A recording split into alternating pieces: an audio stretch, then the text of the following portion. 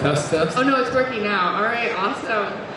Hi everyone, thank you for joining us. I am Desiree Dickerson. I am CEO, co-founder of THNDR, where we work generally under the gaming umbrella, bringing Bitcoin Lightning technology to games, whether it be mobile games. Now we're really focused on skill-based wagering, and now branching out to partnering with amazing sportsbooks as well. But today we're here to talk about kind of the potential with Bitcoin in betting and gambling. And so I am just like absolutely honored to interview one of our partners and now a very, very close friend about his views on Bitcoin and the industry. So Gino, please introduce yourself. My name is Gino Dady. I'm the founder of BetOpenly. We're a peer-to-peer sportsbook. I use the word sportsbook lightly because we eliminate the sportsbook.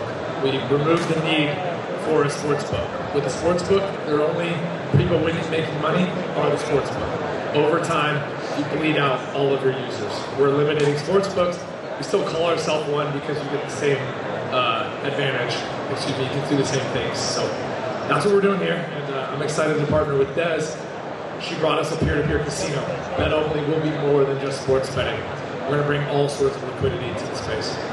Yeah, it was really interesting. We have recently gotten into the skill-based wagering space, specifically with our solitaire game, which I know a lot of you are familiar with. And one of our users was like, hey, I use this incredible sports book, again, lightly, and you should check it out. It would be amazing, like if, those bets were running on Lightning. There's just so much potential. So I sent Gino a message in the dark. I mean, I think it was to like... Slid in the DMs. Yeah, I slid into the DMs properly after I signed up, and he got back to me like right away. It was super exciting. And so to come to find out, like he's a full-fledged Bitcoiner. So Gino, I would love for you to tell us a little bit about like your journey to Bitcoin, like how you've been doing Bitcoin for like a very long time. So like give us a little bit of background. Yeah, Sequoia Capital moved me to Argentina 7 or 8 years ago.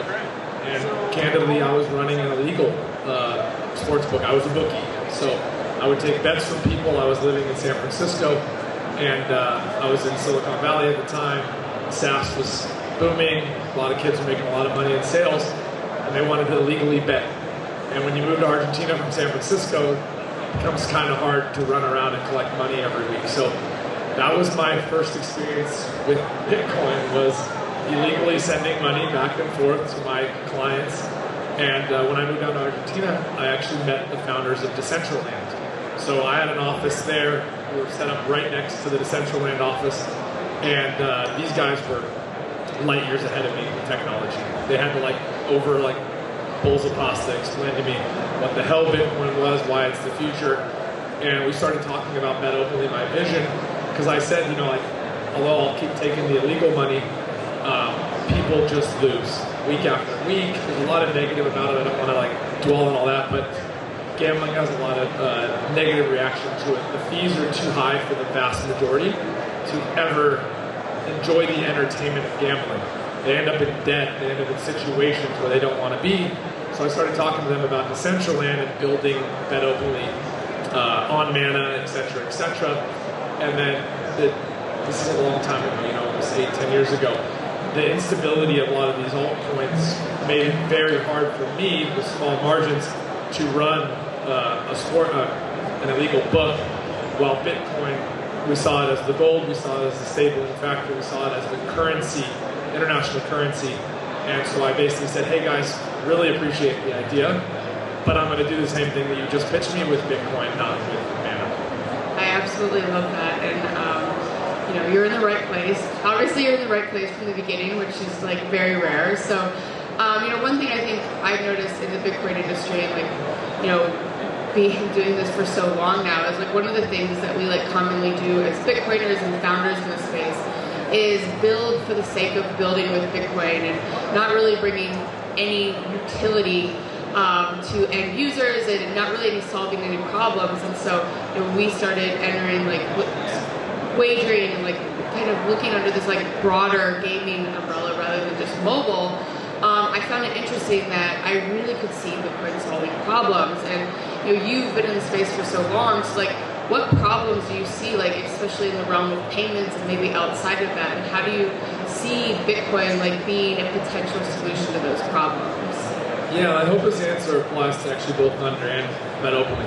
One of the biggest values of BetOpenly is we save you 90 to 95% on every single bet. That bleeding I was talking about on fees, it gets reduced down. So the worst thing, we're an international company, the worst thing is losing a lot of that value, taking your Great British pounds, converting it to dollars, taking your Bitcoin, converting dollars back to Bitcoin, back to Great British pounds. You do all of this moving, and the value of what we're offering gets really thin. So if and when Bitcoin becomes the international currency of gambling, and you don't need to convert, you need to, it becomes non-custodial, you hold it, you keep it in Bitcoin, you win and lose Bitcoin, the value just skyrockets. And so when you run a market, the last thing you want to do is fractionalize your market and have multiple bets in multiple currencies with multiple lines and odds. You want this universal platform. A lot of people don't know this, and I don't want to bore people with gambling. We speak in units. We have our own language, just like a lot of niche have their own language. We already speak in units. Now we need a currency. And Bitcoin will be that currency. There's too much money lost today when I set up people on opposite sides of a bet. Think about a World Cup, think about a Super Bowl. When I set them up, they're losing half, 70% of that value by swapping non-stop every bet. So if Bitcoin becomes the underlying currency of the gambling world, no matter where you're located in the world, you get that max value. And gambling's a high frequency, high volume trading is what it is. And I'll get into all that later, but long story short, you really need one currency that universally speaks across borders. Otherwise, you're just bleeding out the value of what you and I are building. Yeah, I think users in your space are just like so much savvier when it comes to like understanding where there's inefficiencies, where they're losing money. They're incredibly critical, and I think that makes sense. I mean, if you look at the history of Bitcoin, like so many OGs, if you ask how they got into it, it's either drugs on like some type of black market, but a lot of times you hear about people just like wanting to place incredibly large bets, betting being a huge part of Bitcoin's history. So, so far I've seen a lot of like really positive reception, like entering that market, like obviously yourself included. But one thing I was really fascinated was chatting with you about your users and like their use of Bitcoin already on your platform. So can you tell us a little bit about like current adoption on your platform and just what you're seeing with Bitcoin adoption in your general space as well? Yeah, to give everyone like a point of reference, we did 56 million in bets last year. We're going to do about 100 million in bets this year. And our lowest month ever was 22% Bitcoin. Our highest is high as 36. So even though we're still quote unquote early, and I do mask a lot, BetOpenly holds all their profits in Bitcoin, period. I'm a diehard Bitcoiner. The problem is the vast majority of my users aren't. They're still very skeptical. They're still very afraid. My brother works at Cash App, and he helped us build a wallet behind the curtain, so people don't know this, to help them because they don't trust it. But if you make things seamless, you make things easy for them, they don't care. They just see the dollars they put in, the dollar they want. They immediately go to DraftKings or FanDuel and say, wait, like I made 7% more on this bet. And you're betting $10,000 bet. That's substantial. You do that every day for a year. It's substantial. So the long answer is Bitcoin's actually already in the gambling industry. It's just being hidden. And a lot of the people that aren't even Bitcoin maxes like me are fine as long as they can see the relativity, the easy on, easy off. They want the liquidity, they don't want limits. A lot of people don't know this, and I'm not here to make enemies with the sportsbooks, but sportsbooks don't let you win. I really want to stress that. You can't beat the sportsbooks. They only let you bet if you're a loser. Sorry to say that. Anyone showing you on social media all the money they win gambling, they're showing you the wins and they're hiding the losses. Sportsbooks need to make money. So they need to prop up the losers and they need to quiet down, eliminate the winners. With peer-to-peer gambling, there is no, I don't lose when someone wins. I make 1% off every dollar that crosses my platform. So the max winners, max confident, big whales, they're my best friend because they don't affect me. So automatically what we have is a traditional industry that dominates, multi-billion-dollar companies that will never adopt the Bitcoin unlimited can't, because you can be beat as a sportsbook. So you have to suppress these people down. What I'm trying to say in so many words is there's two industries. They look like the same on paper, but they're moving in opposite directions. And Bitcoin will be the best friend of peer-to-peer marketplaces and the worst enemy of centralized sportsbooks, billion-dollar companies. So there will be this war eventually coming soon, and it's going to be legal. A lot of what I have sadly done and where the gray hairs and the wrinkles come from is I fight attorney generals all day. I get cease and desist. I have to go to battle. I told her I wish I got a C open node. They were the first company to give us a chance. I had to fight that battle forever. And the second open node gave us a chance, Coinbase came on board, then PayPal, then Chase Bank. But honestly, without open node, no one was willing to go out first. So, I mean, huge snaps to OpenNode. Like, love that team, so I love that part of the story. I'm actually going to flip the next question that we had. And you talked about Bitcoin being, such a huge opportunity in the space.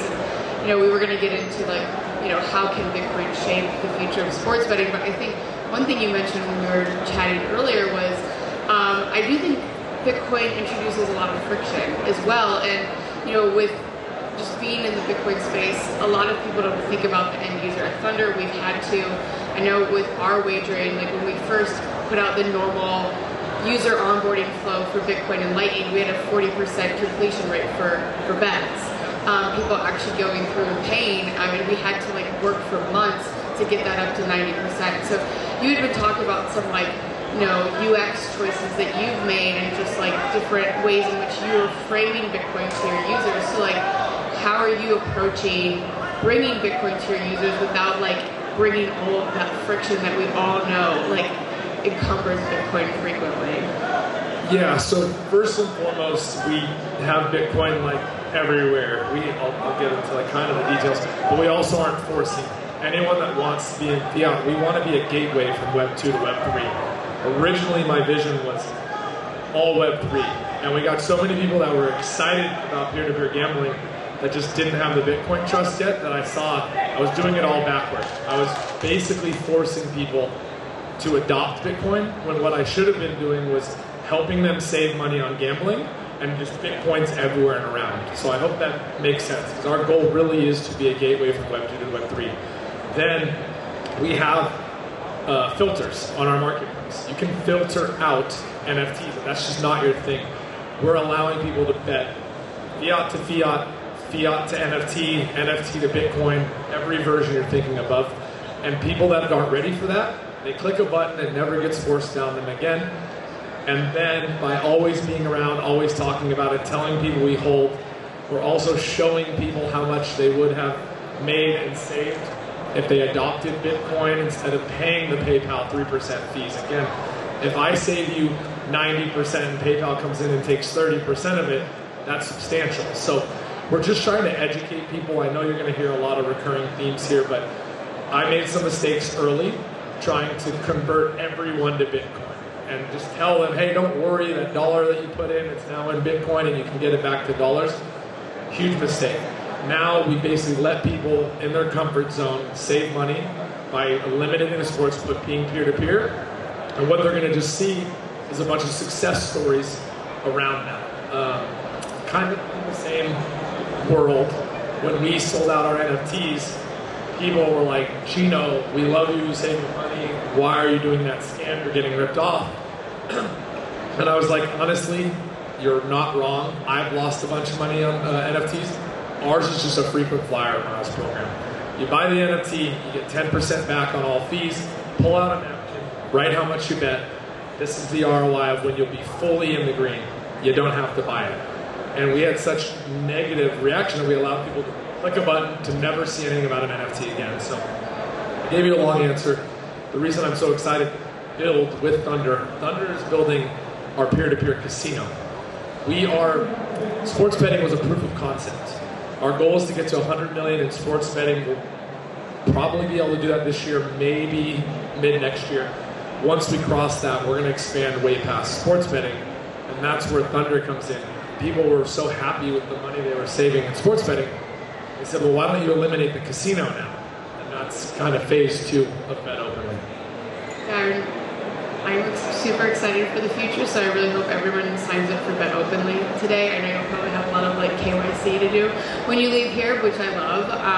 But I think one of the things that I hear when I go to these iGaming sports betting conferences is just no one's ever going to take over FanDuel or DraftKings, but I really think that that's what you're doing. And there's so many other smaller books who are just competing when it comes to their bonuses or whatever offers, and you're fundamentally shaking up that industry with the decentralized approach, and now you're bringing Bitcoin. What do you see as the next steps of overtaking these traditional juggernauts that are really crowding out the entire industry? 100%. So peer-to-peer is the small silo niche space when you have the billionaires. The number one problem with peer-to-peer is liquidity. So the biggest mistake I've seen is my competitors, when I tweet at them, make a TikTok, DM them, was negative sentiment. Good luck, we'll take you out. And I'm like, bro, it's you and me versus FanDuel. It's not you and me versus each other. So the first thing we're doing, I'm not going to say the name yet, by the end of this year, we're actually building a back-end connect of us and another peer-to-peer. So our two markets will talk to each other without the user even knowing. So using a heartbreaking Super Bowl example, because I'm a Niners fan, if someone bet the Niners on BetOpenly, once this partner is live, if there was an open Kansas City bet on their market, our backend would actually just connect the two. So phase 1 is the peer-to-peer companies need to understand we are not each other's enemy. The market is so freaking big, we need to help each other provide more liquidity to the space. It's us versus the bulls. That's phase 1. Phase 2 is actually secondary layers of services.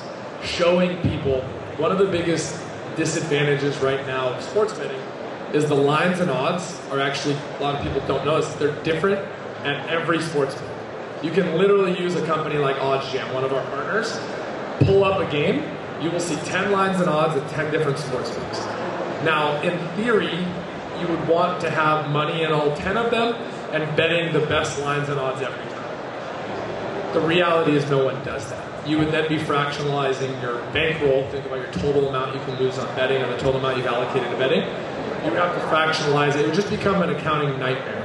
So what we need to do in the peer-to-peer space is speak, now I hope this comes back to Bitcoin, in one currency across all platforms, giving people access to the best lines and odds of every game at every time. That is how you beat the sports books. If you use BetOpenly and I give you the best in lines and odds in the world at the time, in one currency, not converting, not paying fees, it locks in that currency, you hold that currency. If I went belly up tomorrow, it doesn't matter because I can't access your wallet because you own it. I'm telling you, and obviously I'm a bit sold and drink my Kool-Aid, we become very hard to compete with because there's actual accounting data. I'm actually not proud of the UI of this piece of our site, but I can actually show people dollars-wise and cents-wise what we save. I can literally say if you bet this thing, because all the lines and odds are public, the odds of FanDuel are public, I can literally tell people exactly what they saved every day, every bet, every year. And then in my perfect brain, I want it to come in a one-page PDF, this colorful little beautiful graph of how much more you saved and made by using us versus the sports books. And I want to also show all the allies, all the peer-to-peer site logos at the bottom, because we're all in this together. So that's where Bitcoin has to be the universal currency of sports betting. Gino, where can people find out more about BetOpenly? Gino Dady on any social media platform, betopenly.com. We're small enough. We have 31,000 users. We sign up organically 10 to 20 people a day. I still personally welcome everyone. So ask the question, come on. you'll see me responding, and I'll also respond to any B2B partnerships, anything. We're still small enough that I respond to everything. Awesome. Well, yeah, decentralized betting with decentralized freedom money. I couldn't get any better. So thank you so much, Gino. Thank you, everyone, for hearing us out.